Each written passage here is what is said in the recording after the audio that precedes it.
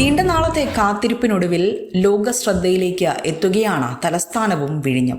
നാളെയാണ് കമ്മീഷനിങ്. അതിനുള്ള ഒരുക്കങ്ങളും ഇതിനോടകം തന്നെ പൂർത്തിയായി കഴിഞ്ഞു. ഇന്ന് വൈകുന്നേരം പ്രധാനമന്ത്രി തിരുവനന്തപുരത്ത് എത്തുകയും ചെയ്യും. വിശ്രമം രാജ്ഭവനിൽ ആയിരിക്കുമെന്നാണ് റിപ്പോർട്ടുകൾ സൂചിപ്പിക്കുന്നത്. തലസ്ഥാനത്ത് ഇന്നും നാളെയും ഇതേ തുടർന്ന് ഗതാഗത നിയന്ത്രണം ഉണ്ടാകുമെന്നും മുന്നറിയിപ്പ് നൽകിയിട്ടുണ്ട്. നാളെ രാവിലെ 11 മണിക്കാണ് വിഴിഞ്ഞം തുറമുഖം കമ്മീഷനിങ് ചെയ്യുന്നത്. പ്രധാനമന്ത്രി വിഴിഞ്ഞം തുറമുഖം രാജ്യത്തിന് സമർപ്പിക്കും. ബോംബ് ഭീഷണിയുടെ പശ്ചാത്തലത്തിൽ കനത്ത സുരക്ഷയാണ് ഏർപ്പെടുത്തിയിരിക്കുന്നത്. തലസ്ഥാനത്ത് തിരുവനന്തപുരത്ത് നിന്ന് വിഴിഞ്ഞം വരെയുള്ള റോഡിൽ 2000 പോലീസ് ഉദ്യോഗസ്ഥരുടെ സുരക്ഷാ വലയമാണ് ക്രമീകരിച്ചിരിക്കുന്നത്. മാത്രമല്ല, നാവികസേനയുടെ സുരക്ഷയും ഉറപ്പാക്കിയിരിക്കുകയാണ്.